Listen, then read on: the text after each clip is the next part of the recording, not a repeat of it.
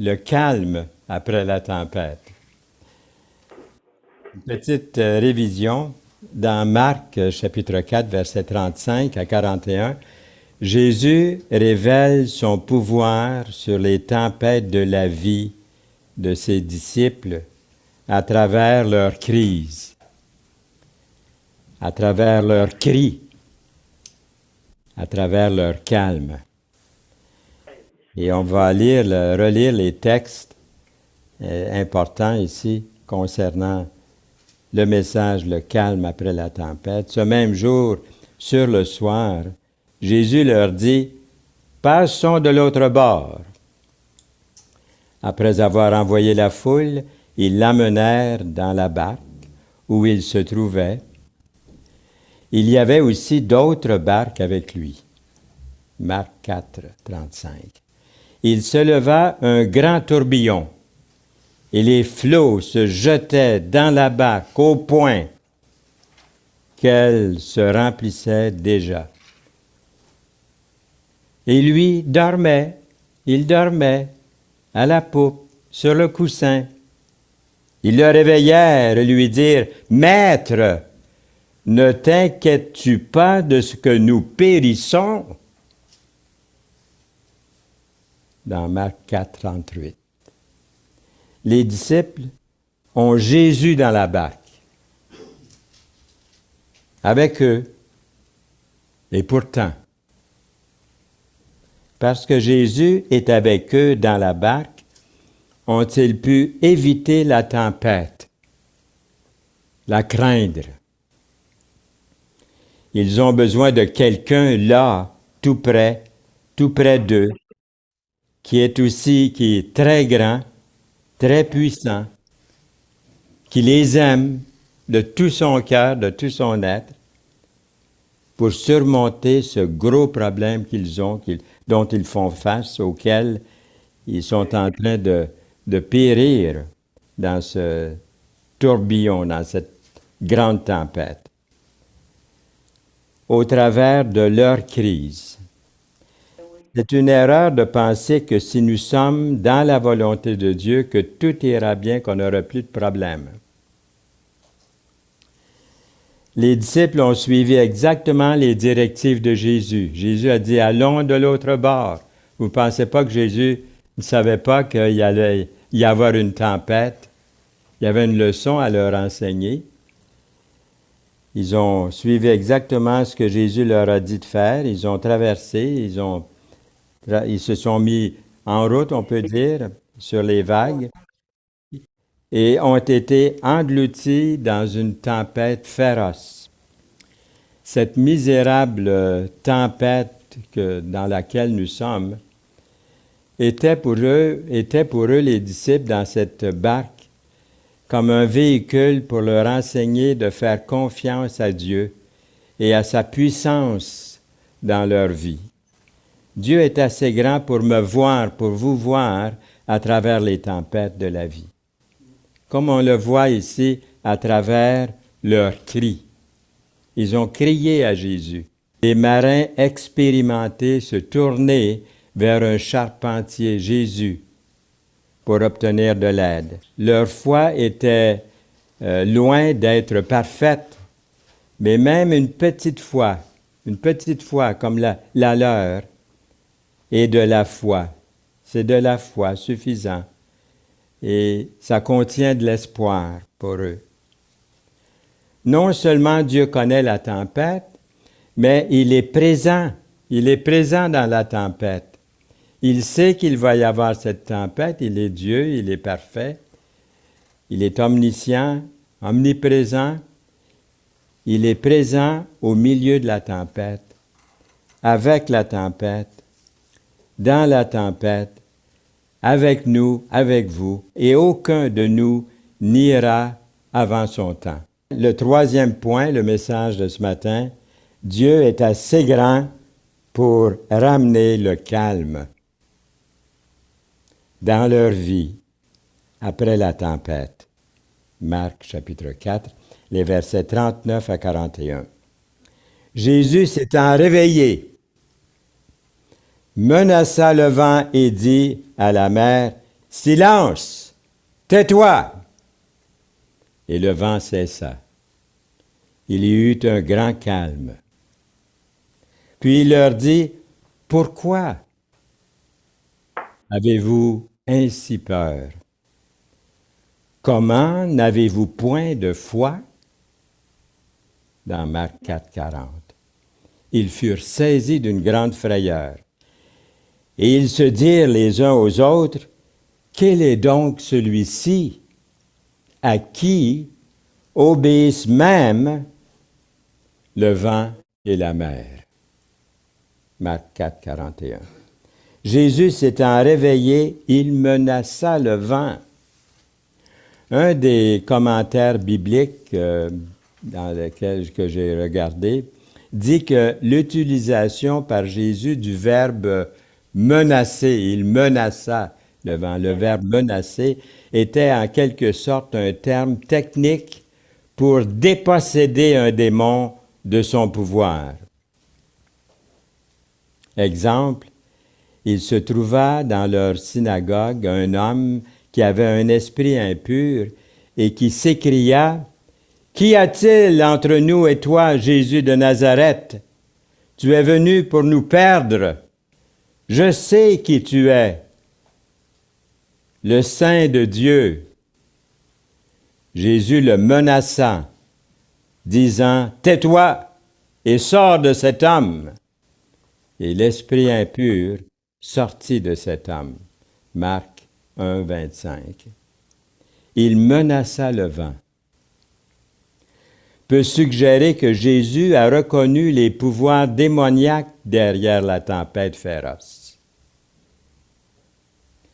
Mais soyons quand même prudents, car certains croient à tort que chaque malheur est soit d'origine humaine ou à un autre extrême, soit à cause d'une opposition démoniaque à l'autre extrême. Pour les uns, Dieu n'a rien à voir avec notre nature personnelle, et pour eux, nous sommes les capitaines de notre propre destin. Pour eux, qui voient l'œuvre du diable partout, Dieu souhaite pouvoir aider, il combattrait les forces maléfiques qui infligent parfois des souffrances, mais parfois, d'après eux, il serait incapable, Dieu, de les arrêter.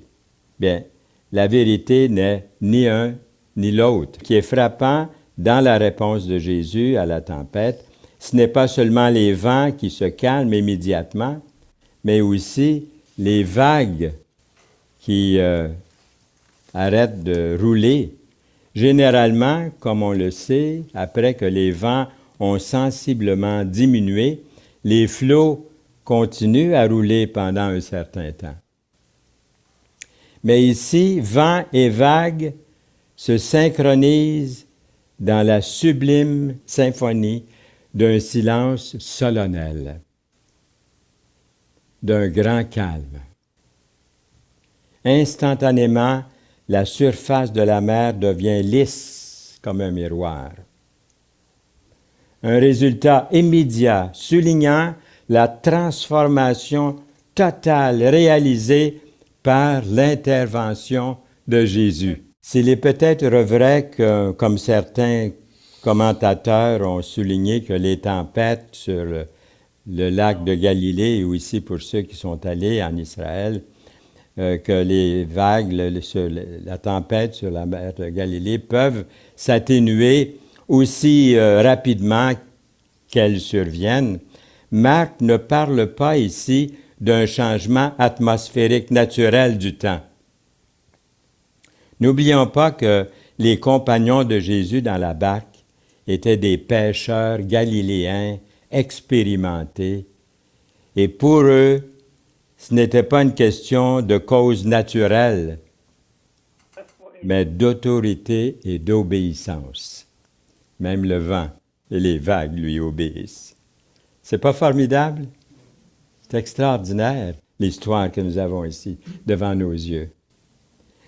Comment passer de la terreur absolue au calme absolu?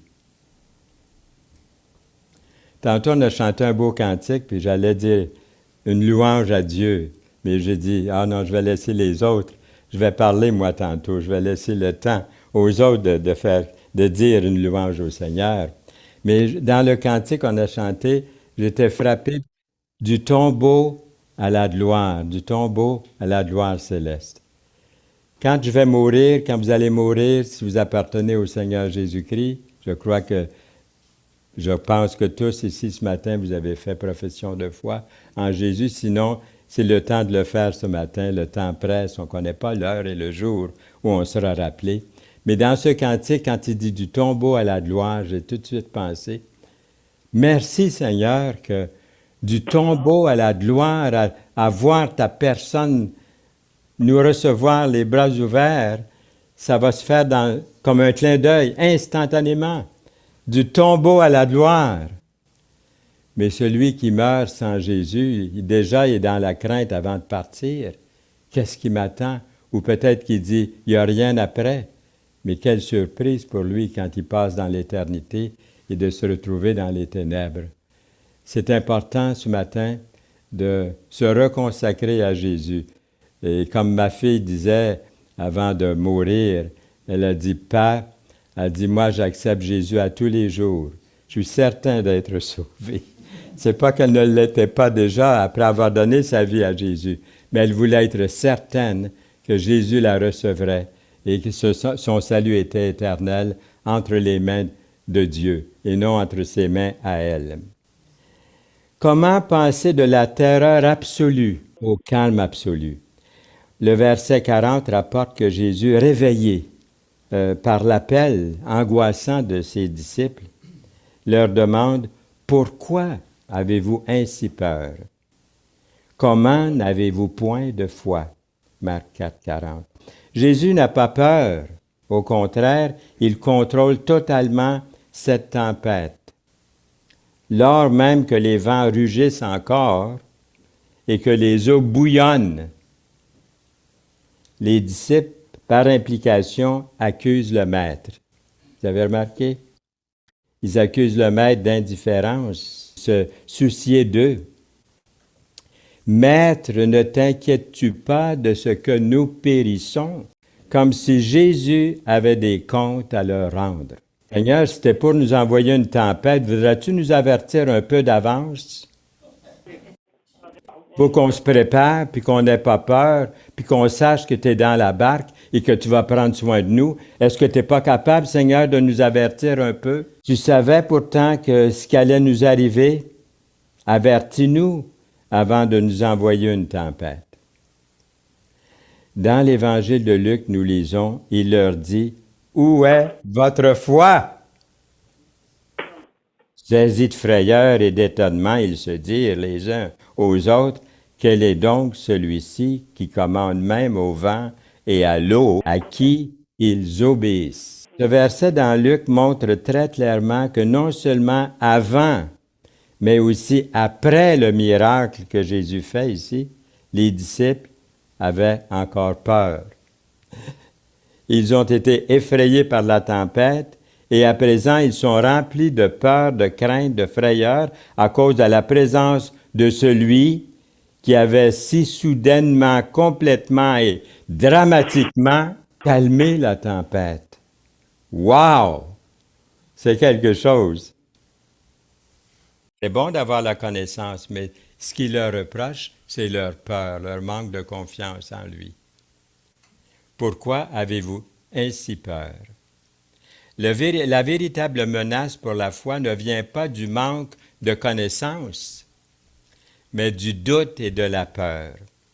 Le plus souvent, être fidèle veut dire être fidèle directement dans la tempête, car c'est de là que viendra le plus de puissance visible de Dieu lorsqu'elle va se manifester.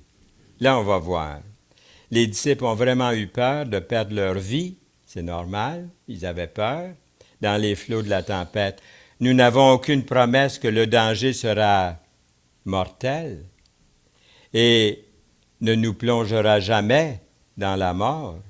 simplement parce que nous appartenons au Seigneur Jésus-Christ. Selon le conseil de Dieu, sa volonté peut être que nous mourions dans la tempête. Vous ne pensez pas? Ça pourrait arriver? Oui. Nous devrions alors mourir avec la puissante assurance que la volonté de Dieu, qu'il nous envoie dans sa volonté ce qu'il y a de mieux pour nous. C'était le temps. C'est jamais trop tard ou trop tôt. C'est selon sa volonté. Alors peut-être que dans la tempête, il aurait voulu qu'ils périssent. Mais ce n'était pas ça qu'il voulait pour eux. Il voulait leur enseigner l'obéissance et leur foi, leur confiance entière en lui. Ouf, c'est facile à dire, hein, ce que je viens de dire là. Je viens de réaliser que c'est facile de dire, là, si le Seigneur veut que ce soit maintenant la tempête qui vous emporte dans la mort, que vous perdiez la vie, c'est facile à dire pour moi, là. Mais c'est pas facile à faire, hein. Si on doit mourir, que ce soit dans la confiance et non dans la peur, qu'on se soumette à la volonté de Dieu. Les disciples manquaient de foi, malgré tout, ce qu'ils avaient vu, entendu et vécu. Ils étaient avec le Seigneur à tous les jours, ils en avaient vu des choses. Toujours pas une entière confiance quand même. Alors, ils sont humains et nous aussi. Alors, on doit toujours revenir constamment au Seigneur. On doit se repentir à tous les jours. On a été sauvé une fois, mais on doit se repentir de bien des choses à tous les jours. Seigneur, je me repens de telles choses. On confesse son péché au Seigneur. Celui qui confesse, il est fidèle et juste pour nous les pardonner. Hein? Celui qui se confesse au Seigneur, qui avoue ses péchés, il est fidèle et juste pour nous les pardonner et nous purifier de toute iniquité. Alors on vient à lui constamment. Marc voulait probablement indiquer que la foi est plus qu'une approbation intellectuelle. Beaucoup de personnes ont une approbation intellectuelle. Ils disent, oui, c'est la vérité. Oui, je connais les Écritures, j'ai pris des cours, je connais tout ça. Mais ce qu'il s'agit de vraiment ici, c'est de la confiance totale en une personne, le Seigneur Jésus-Christ. En tant que croyant, je dois mettre ma confiance continuellement en Jésus. Je lui parle à journée longue, hein, et j'oublie souvent de le faire. C'est quand j'ai de la misère dans quelque chose, là, je me mets à prier. Puis en même temps, je confesse, Seigneur, et que je suis donc malheureux de te parler juste quand je suis mal pris, là. Seigneur, aide-moi avec mon ordinateur qui passe son temps bloqué, puis qui continuellement, j'ai besoin de travailler, il faut que je continue, il me manque de temps, Seigneur. Mais pourquoi est-ce que tu n'as pas prié avant, calmement, là, dans la confiance du Seigneur, je remets, il va y avoir des tempêtes, mais tu es là dans la tempête. Quand les choses brisent, que ce soit l'auto, la maison ou ma santé, des choses graves, tu es là, Seigneur, pour moi. Tu es une personne en qui je peux mettre toute ma confiance. Ce genre de foi, les premiers disciples de Jésus auraient dû l'avoir, auraient pu l'avoir, et que tous les disciples suivants à venir, bien c'est vous, c'est moi. Alors vous et moi devrons avoir aussi cette confiance au Seigneur. Toutes les épreuves, souffrances et défis de notre vie se produisent pour une raison. La question est de savoir faire confiance à Dieu, que toute notre vie, que toute votre vie a été une préparation pour cet instant précis, là, maintenant, là où vous êtes, maintenant, où je suis. Toute votre vie a été pour ce moment-ci, pour cet instant que vous vivez en ce moment. Enfin, les disciples, au verset 41, étaient remplis d'une autre sorte de grande frayeur ou une sorte d'intimidation, si vous voulez.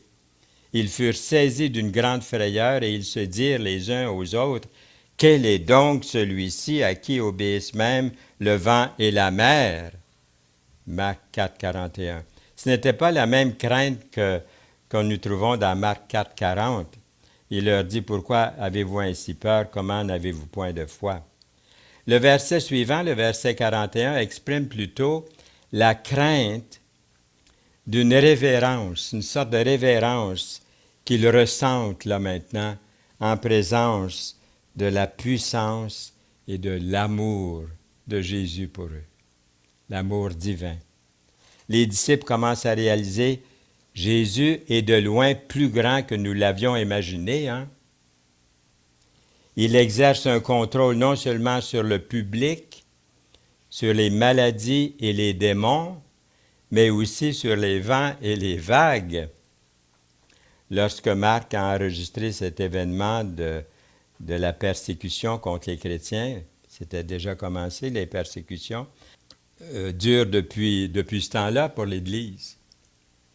Et un jour, c'est la colère de Dieu qui va tomber sur le monde, mais en attendant, nous souffrons des tempêtes, nous souffrons des persécutions.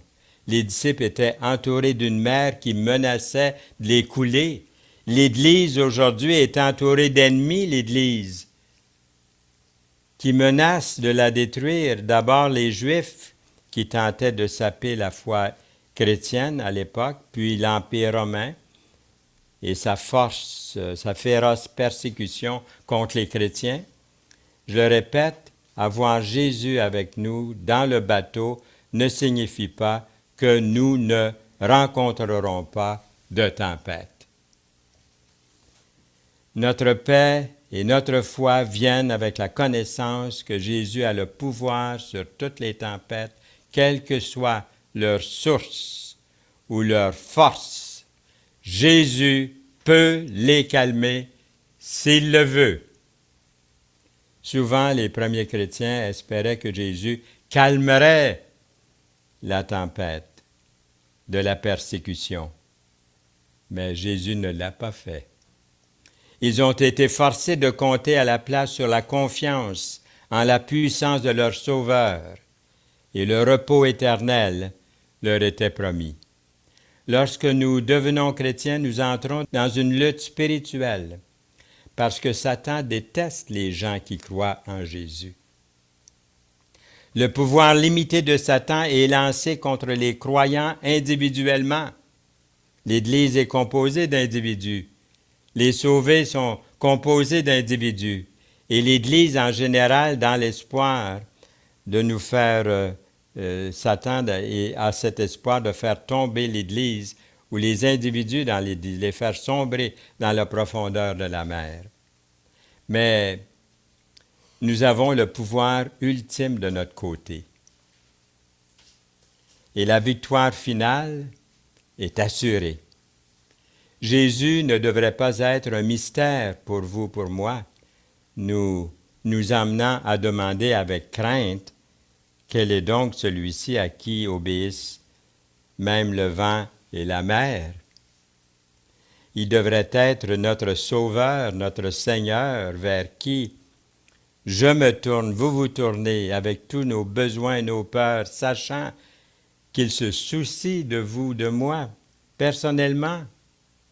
Et il vous aidera, il m'aidera. Fortifiez-vous et que votre cœur s'affermisse. Vous tous qui espérez en l'Éternel. Psaume 31, 24. Amen. Amen. Amen. Seigneur, merci pour ta parole. Merci pour ces encouragements. Le calme après la tempête. Seigneur, nous avons, en sortant d'ici ce matin, ici c'est calme, nous sommes dans la paix. Nous écoutons ta parole avec joie, avec sérénité, avec confiance. Mais en sortant, nous savons que déjà les tempêtes sont là. Le monde a affronté au travail, à l'école, à la maison, dans notre voisinage, même à la retraite. Peu importe, il y aura ces tempêtes. Et Seigneur, merci que tu es là, dans la barque avec nous. Et nous t'implorons, Seigneur, comme un frère a prié, ne dors pas trop longtemps, Seigneur, viens à notre secours. Nous comptons sur toi, nous voulons mettre notre confiance en toi, au nom de Jésus. Amen. Amen.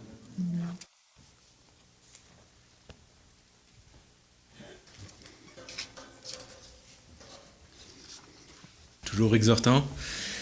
Ça me faisait penser un petit peu aussi au psaume 23. À un moment donné, tu soulignais que dans l'évangile de Luc, il est dit « Où est votre foi ?» Autrement dit, aussi, où est-ce qu'elle est placée? Dans quoi elle est placée? Est-ce qu'elle est placée dans le fait qu'on n'aura jamais de tempête avec Jésus? Ou est-ce qu'elle est placée dans le fait que Jésus est à nos côtés dans les tempêtes? J'aimerais juste relire les 4 premiers versets du psaume 23. « L'Éternel est mon berger, je ne manquerai de rien. Il me fait reposer dans de verts pâturages. Il me mène à des eaux paisibles. Il restaure mon âme. Il me conduit dans les sentiers de justice à cause de son nom. Même quand je marcherai par la vallée de l'ombre de la mort, je ne crains aucun mal, car tu es avec moi. Ta houlette et ton bâton sont ceux qui me consolent.